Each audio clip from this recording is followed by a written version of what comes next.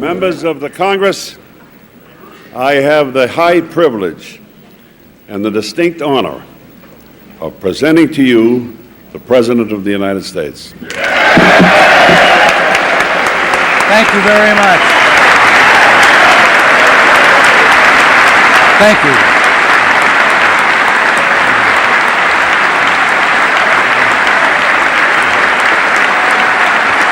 Thank you.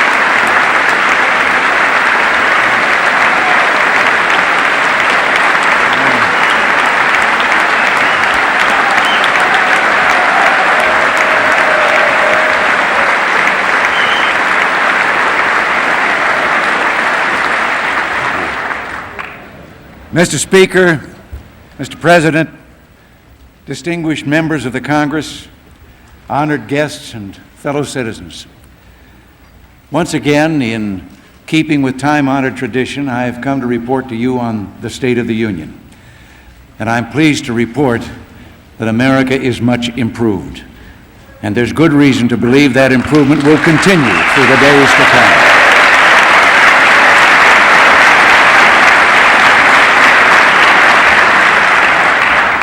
You and I have had some honest and open differences in the year past, but they didn't keep us from joining hands in bipartisan cooperation to stop a long decline that had drained this nation's spirit and eroded its health. There is renewed energy and optimism throughout the land. America is back, standing tall, looking to the 80s with courage, confidence, and hope. The problems we're overcoming are not the heritage of one person, party, or even one generation. It's just the tendency of government to grow, for practices and programs to become the nearest thing to eternal life we'll ever see on this earth. And there's always that well-intentioned chorus of voices saying, with a little more power and a little more money, we could do so much for the people. For a time, we forgot the American dream isn't one of making government bigger. It's keeping faith with the mighty spirit of free people under God.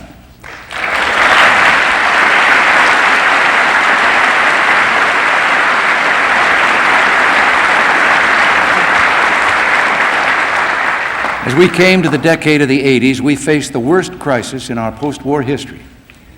In the 70s were years of rising problems and falling confidence. There was a feeling government had grown beyond the consent of the governed. Families felt helpless in the face of mounting inflation and the indignity of taxes that reduced reward for hard work, thrift, and risk-taking. All this was overlaid by an ever-growing web of rules and regulations. On the international scene, we had an uncomfortable feeling that we'd lost the respect of friend and foe. Some questioned whether we had the will to defend peace and freedom. But America is too great for small dreams. There was a hunger in the land for a spiritual revival, if you will, a crusade for renewal. The American people said, let us look to the future with confidence, both at home and abroad. Let us give freedom a chance. Americans were ready to make a new beginning, and together we have done it. We're confronting our problems one by one. Hope is alive tonight for millions of young families and senior citizens set free from unfair tax increases and crushing inflation. Inflation has been beaten down from 12.4 to 3.2%, and that's a great victory for all the people.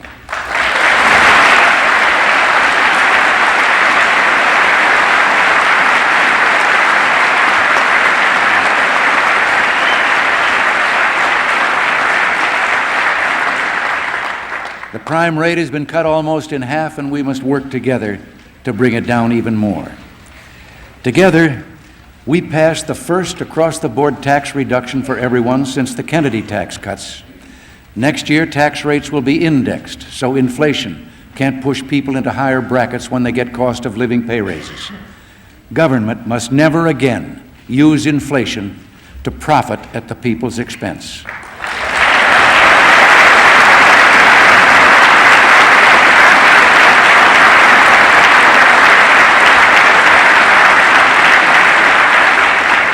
Today, a working family earning $25,000 has $1,100 more in purchasing power than if tax and inflation rates were still at the 1980 levels.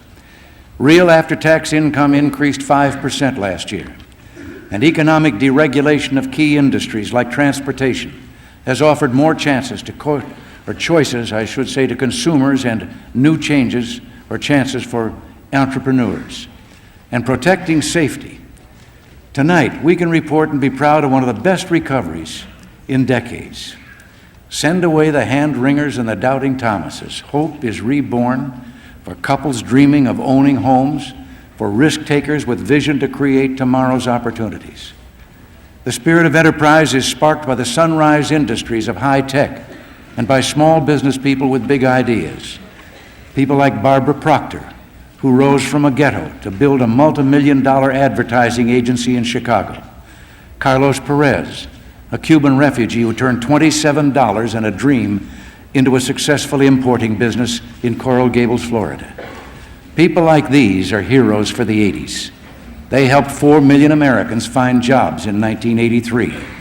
More people are drawing paychecks tonight than ever before, and Congress helps, or progress helps everyone. Well, Congress does too. Everyone.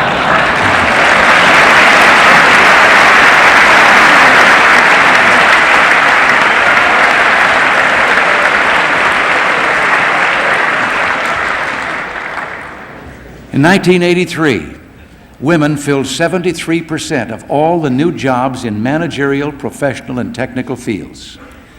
But we know that many of our fellow countrymen are still out of work, wondering what will come of their hopes and dreams. Can we love America and not reach out to tell them, you are not forgotten? We will not rest until each of you can reach as high as your God-given talents will take you.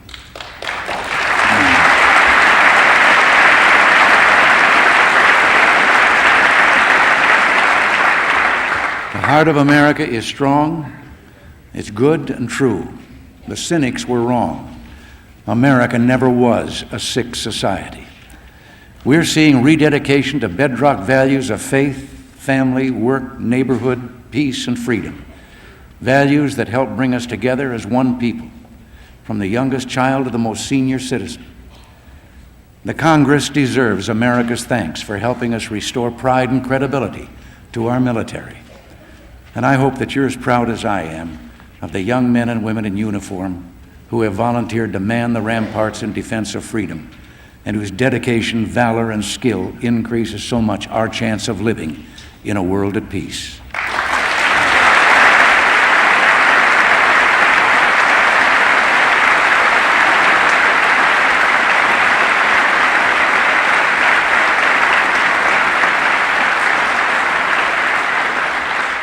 People everywhere hunger for peace and a better life. The tide of the future is a freedom tide, and our struggle for democracy cannot and will not be denied.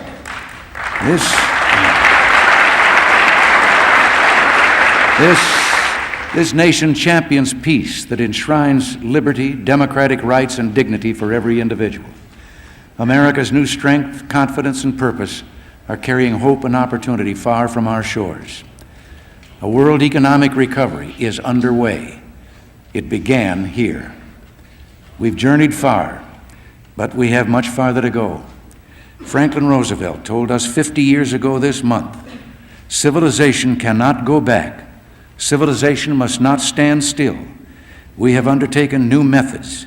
It is our task to perfect, to improve, to alter when necessary, but in all cases, to go forward.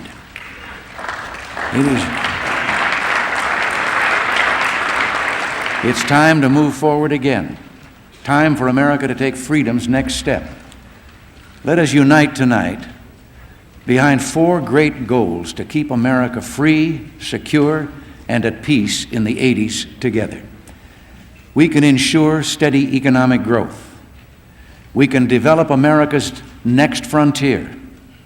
We can strengthen our traditional values, and we can build a meaningful peace to protect our loved ones in this shining star of faith that has guided millions from tyranny to the safe harbor of freedom, progress, and hope.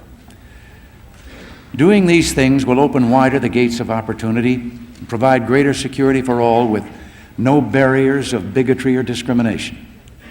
The key to a dynamic decade is vigorous economic growth, our first great goal. We might well begin with common sense in federal budgeting, government spending no more than government takes in.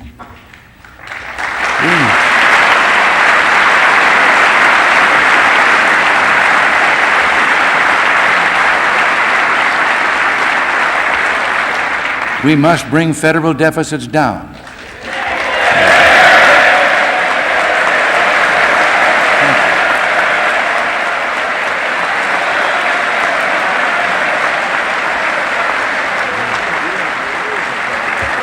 But how we do that makes all the difference.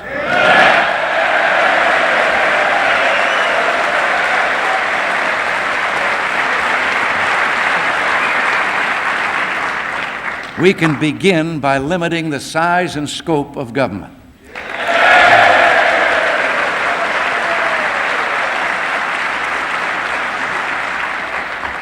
Under the leadership of Vice President Bush, we have reduced the growth of federal regulations by more than 25% and cut well over 300 million hours of government-required paperwork each year.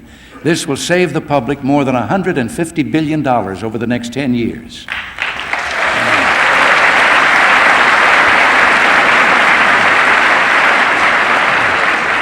The Grace Commission has given us some 2,500 recommendations for reducing wasteful spending, and they are being examined throughout the administration. Federal spending growth has been cut from 17.4% in 1980 to less than half of that today, and we have already achieved over $300 billion in budget savings for the period of 1982 to 86.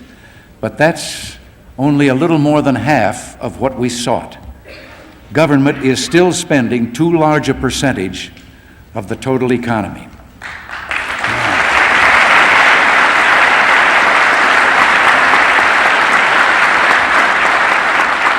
Now, some insist that any further budget savings must be obtained by reducing the portion spent on defense.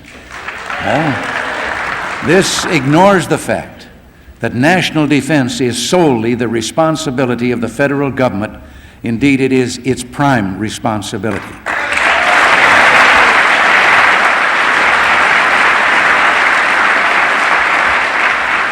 And yet, defense spending is less than a third of the total budget. During the years of President Kennedy and the years before that, defense was almost half the total budget. And then came several years in which our military capability was allowed to deteriorate to a very dangerous degree. We are just now restoring, through the essential modernization of our conventional and strategic forces, our capability to meet our present and future security needs. We dare not shirk our responsibility to keep America free, secure, and at peace.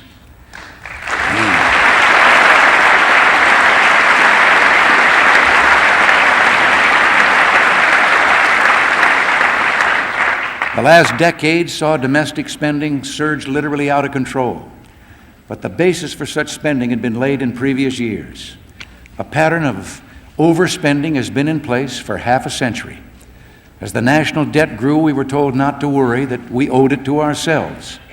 Now we know that deficits are a cause for worry, but there's a difference of opinion as to whether taxes should be increased, spending cut, or some of both. Fear is expressed that government borrowing to fund the deficit could inhibit the economic recovery by taking capital needed for business and industrial expansion. Well, I think that debate is missing an important point.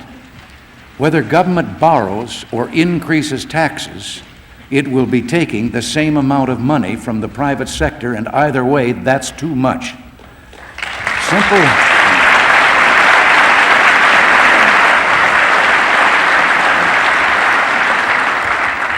Simple fairness dictates that government must not raise taxes on families struggling to pay their bills. The root of the problem is that government's share is more than we can afford if we're to have a sound economy. We must bring down the deficits to ensure continued economic growth. In the budget that I will submit on February 1st, I will recommend measures that will reduce the deficit over the next 5 years. Many of these will be unfinished business from last year's budget. Some could be enacted quickly if we could join in a serious effort to address this problem. I spoke today with Speaker of the House O'Neill, Senate Majority Leader Baker, Senator Minority Leader Byrd, and House Minority Leader Michael. I asked them if they would designate congressional representatives to meet with representatives of the administration to try to reach prompt agreement on a bipartisan deficit reduction plan. I know it would take a long, hard struggle to agree on a full-scale plan, so what I have proposed is that we first see if we can agree on a down payment. Now, I believe there is basis for such an agreement, one that could reduce the deficits by about $100 billion over the next 3 years. We could focus on some of the less contentious spending cuts that are still pending before the Congress. These could be combined with measures to close certain tax loopholes, measures that the Treasury Department has previously said to be worthy of support.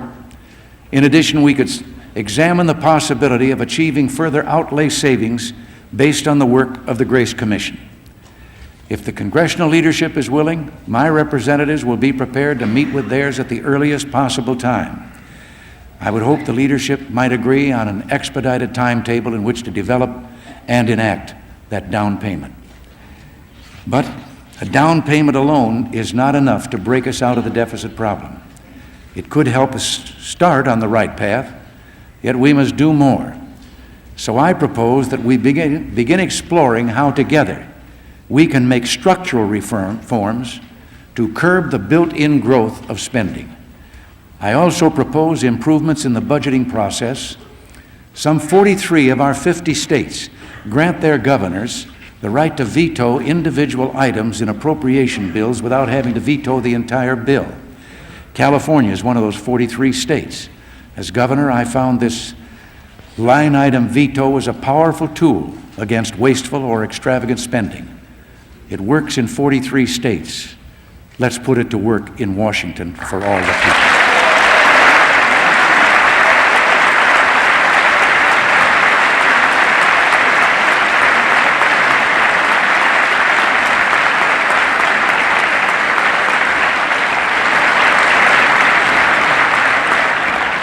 It would be most effective if done by constitutional amendment. The majority of Americans approve of such an amendment, just as they and I approve of an amendment mandating a balanced federal budget.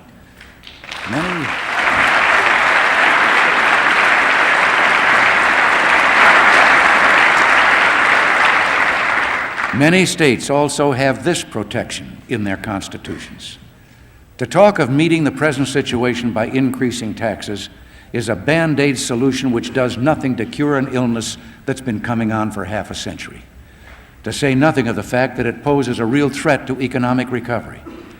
Let's remember that a substantial amount of income tax is presently owed and not paid by people in the underground economy. It would be immoral to make those who are paying taxes pay more to compensate for those who aren't paying their share.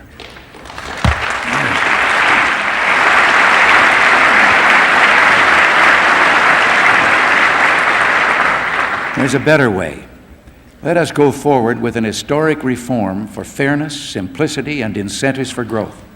I am asking Secretary Don Reagan for a plan for action to simplify the entire tax code so all taxpayers, big and small, are treated more fairly. And I believe such a plan could result in that underground economy being brought into the sunlight of honest tax compliance, and it could make the tax base broader so personal tax rates could come down, not go up.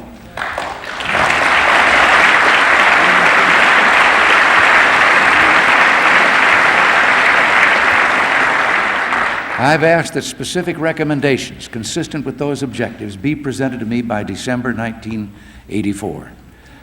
Our second great goal is to build on America's pioneer spirit. I said something funny?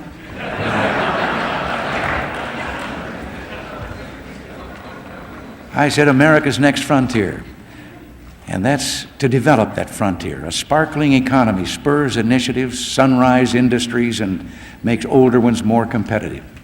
Nowhere is this more important than our next frontier, space. Nowhere do we so effectively demonstrate our technological leadership and ability to make life better on Earth.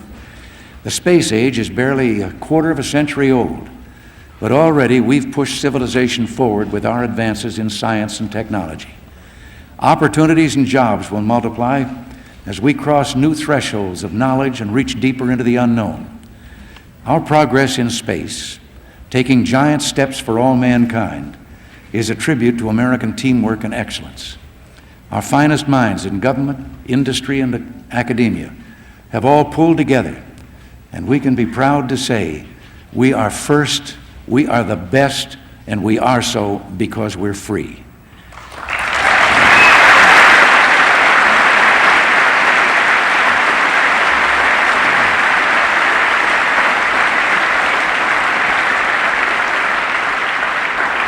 America has always been greatest when we dared to be great.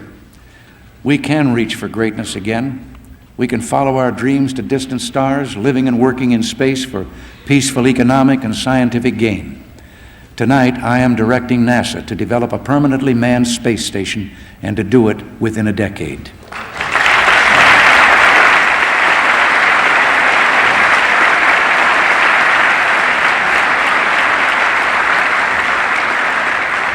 A space station will permit quantum leaps in our research in science, communications, in metals, and in life-saving medicines which can be manufactured only in space.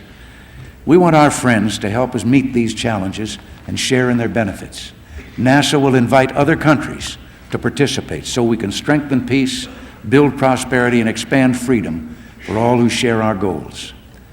Just as the oceans opened up a new world for clipper ships and Yankee traders, space holds enormous potential for commerce today. The market for space transportation could surpass our capacity to develop it.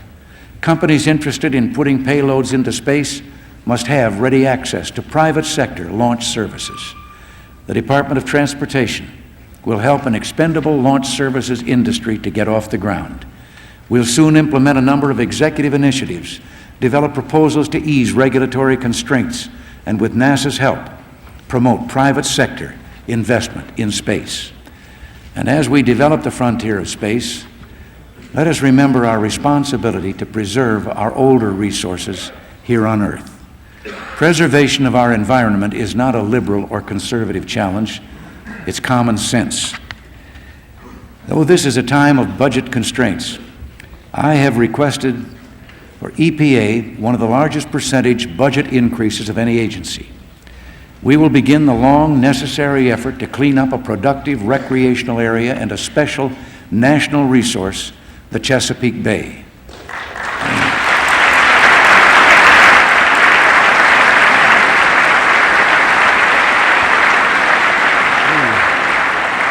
To reduce the threat posed by abandoned hazardous waste dumps, EPA will spend $410 million, and I will request a supplemental increase of $50 million.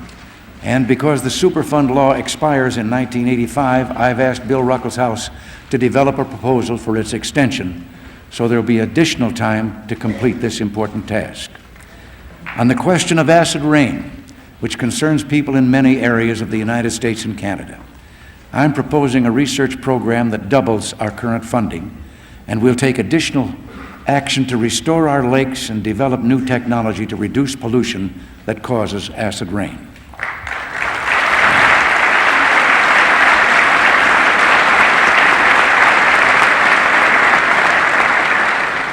We have greatly improved the conditions of our natural resources. We'll ask the Congress for $157 million beginning in 1985 to acquire new park and conservation lands. The Department of the Interior will encourage careful, selective exploration and production on our vital resources in an exclusive economic zone within the 200-mile limit off our coasts, but with strict adherence to environmental laws and with fuller state and public participation. But our most precious resources, our greatest hope for the future, are the minds and hearts of our people, especially our children. We can help them build tomorrow by strengthening our community of shared values. This must be our third great goal. For us, faith, work, family, neighborhood, freedom, and peace are not just words. They're expressions of what America means, definitions of what makes us a good and loving people. Families stand at the center of our society, and every family has a personal stake in promoting excellence in education. Excellence does not begin in Washington. A 600% increase in federal spending on education between 1960 and 1980 was accompanied by a steady decline in scholastic aptitude test scores. Excellence must begin in our homes and neighborhood schools, where it's the responsibility of every parent and teacher and the right of every child. Our children come first, and that's why I established a bipartisan National Commission on Excellence in Education to help us chart a common sense course for better education. And already, communities are implementing the Commission's recommendations. Schools are reporting progress in math and reading skills. But we must do more to restore discipline to schools, and we must encourage the teaching of new basics, reward teachers of merit, enforce tougher standards, and put our parents back in charge.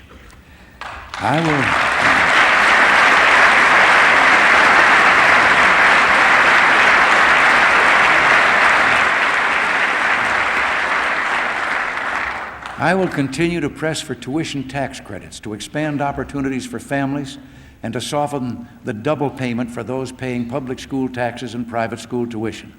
Our proposal would target assistance to low and middle income families.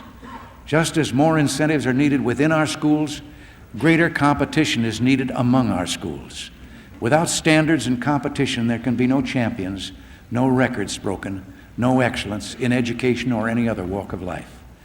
And while I'm on this subject, each day your members observe a 200-year-old tradition meant to signify America is one nation under God. I must ask, if you can begin your day with a member of the clergy standing right here, leading you in prayer, then why can't freedom to acknowledge God be enjoyed again by children in every schoolroom?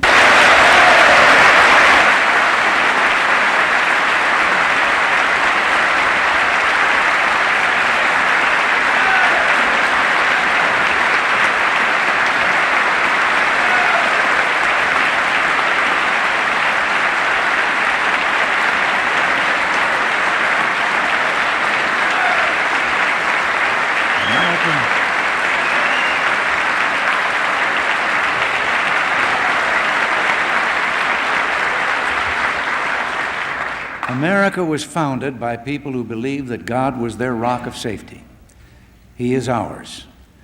I recognize we must be cautious in claiming that God is on our side, but I think it's all right to keep asking if we're on His side.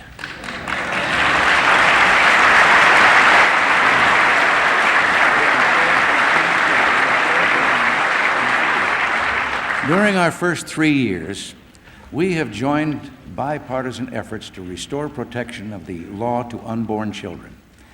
Now, I know this issue is very controversial, but unless and until it can be proven that an unborn child is not a living human being, can we justify assuming without proof that it isn't? No one has yet offered such proof. Indeed, all the evidence is to the contrary. We should rise above bitterness and reproach, and if Americans could come together in a spirit of understanding and helping, then we could find positive solutions to the tragedy of abortion.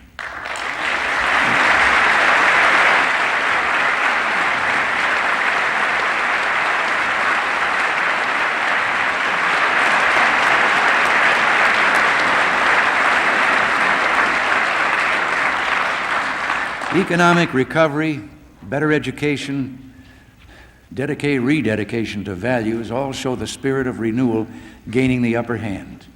And all will improve family life in the 80s. But families need more. They need assurance that they and their loved ones can walk the streets of America without being afraid. Parents need to know their children will not be victims of child pornography and abduction.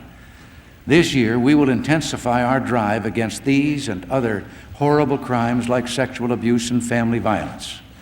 Already, our efforts to crack down on career criminals, organized crime, drug pushers, and to enforce tougher sentences and paroles are having effect. In 1982, the crime rate dropped by 4.3%, the biggest decline since 1972. Protecting victims is just as important as safeguarding the rights of defendants. Opportunities for all Americans.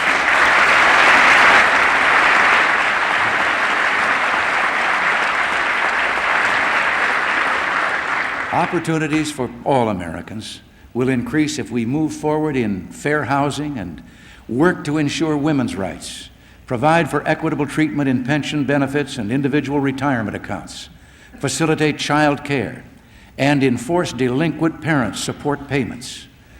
It's not just the home, but the workplace and community that sustain our values and shape our future.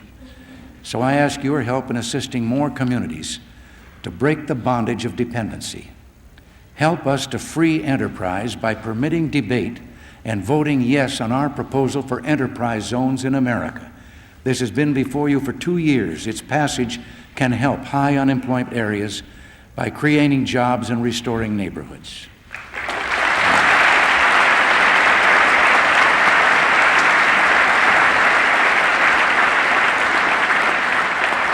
A society bursting with opportunities, reaching for its future with confidence, sustained by faith, fair play, and a conviction that good and courageous people will flourish when they're free. These are the secrets of a strong and prosperous America at peace with itself and the world. A lasting and meaningful peace is our fourth great goal. It is our highest aspiration, and our record is clear. Americans resort to force only when we must. We have never been aggressors. We have always struggled to defend freedom and democracy. We have no territorial ambitions. We occupy no countries. We build no walls to lock people in. Americans build the future, and our vision of a better life for farmers, merchants, and working people from the Americas to Asia begins with a simple premise. The future is best decided by ballots, not bullets.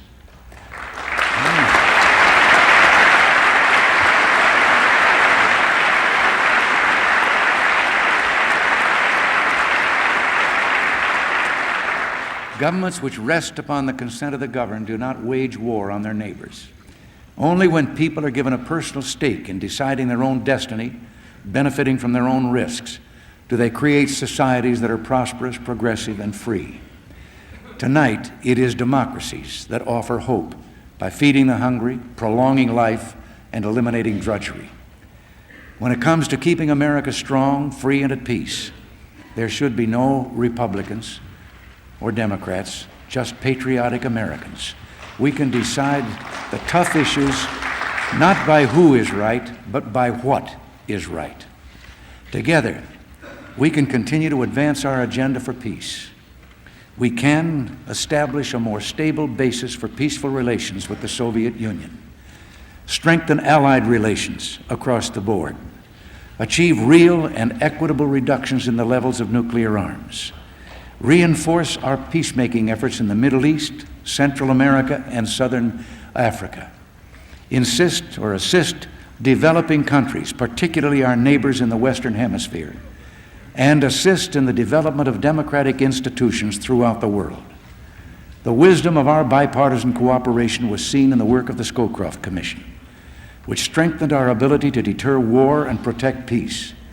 In that same spirit, I urge you to move forward with the Henry Jackson Plan to implement the recommendations of the Bipartisan Commission on Central America.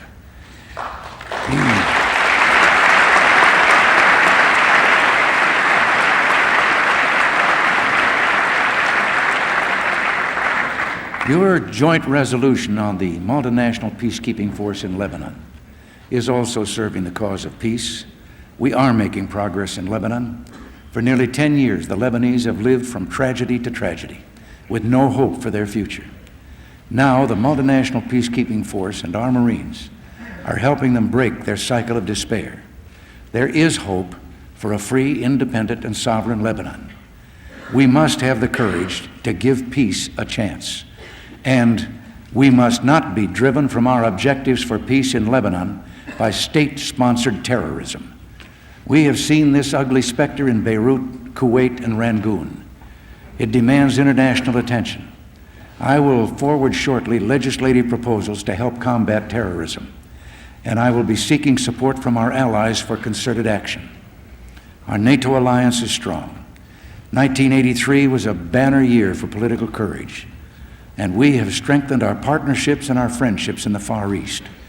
We're committed to dialogue, deterrence, and promoting prosperity.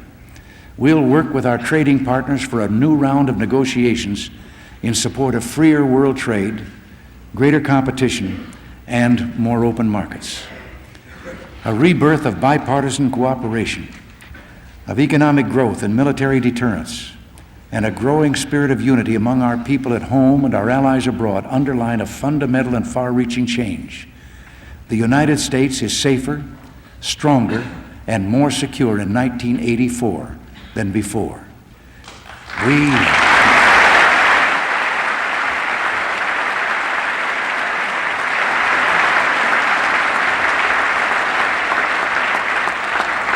We can now move with confidence to seize the opportunities for peace, and we will.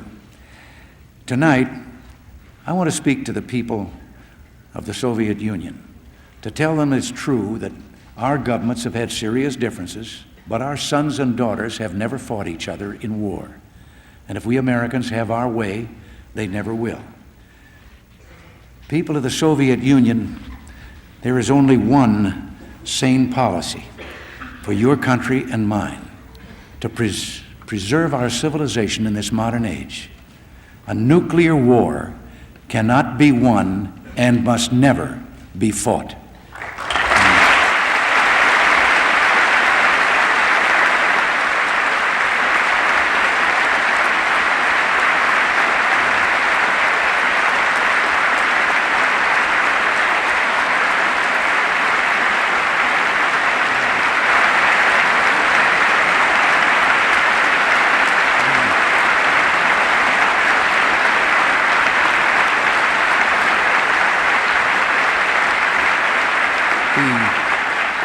The only value in our two nations possessing nuclear weapons is to make sure they will never be used. But then, would it not be better to do away with them entirely?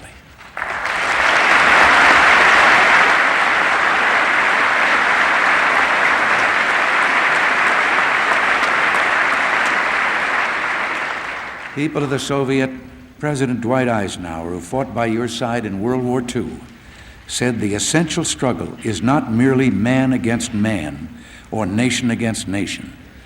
It is man against war. Americans are people of peace. If your government wants peace, there will be peace. We can come together in faith and friendship to build a safer and far better world for our children and our children's children. And the whole world will rejoice. That is my message to you. Someday,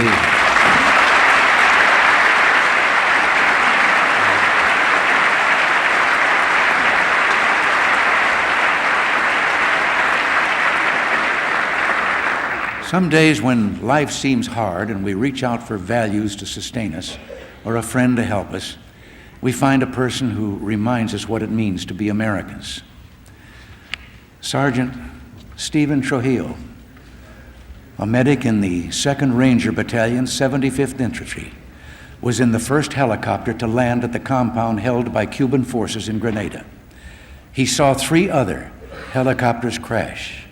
Despite the imminent explosion of the burning aircraft, he never hesitated.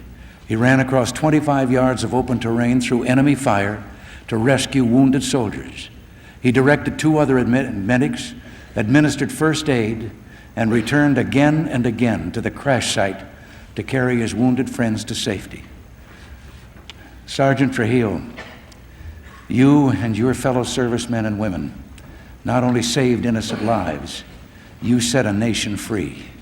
You inspire us as a force for freedom, not for despotism, and yes, for peace. not conquest. God bless you.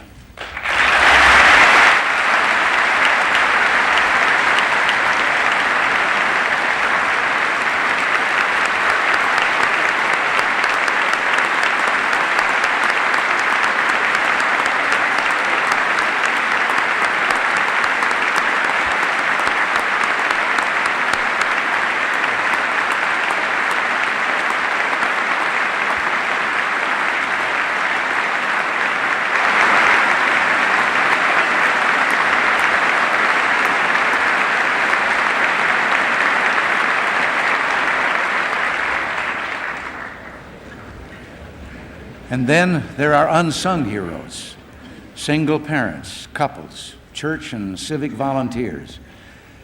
Their hearts carry without complaint the pains of family and community problems. They soothe our sorrow, heal our wounds, calm our fears, and share our joy. A person like Father Ritter is always there. His Covenant House programs in New York and Houston provide shelter and help to thousands of frightened and abused children each year. The same is true of Dr. Charles Carson. Paralyzed in a plane crash, he still believed nothing is impossible. Today in Minnesota, he works 80 hours a week without pay, helping pioneer the field of computer-controlled walking. He has given hope to 500,000 paralyzed Americans that someday they may walk again. How can we not believe in the greatness of America? How can we not do what is right and needed to preserve this last best hope of man on earth? After all our struggles to restore America, to revive confidence in our country, hope for our future, after all our hard-won victories earned through the patience and courage of every citizen, we cannot, must not, and will not turn back. We will finish our job. How could we do less? We're Americans.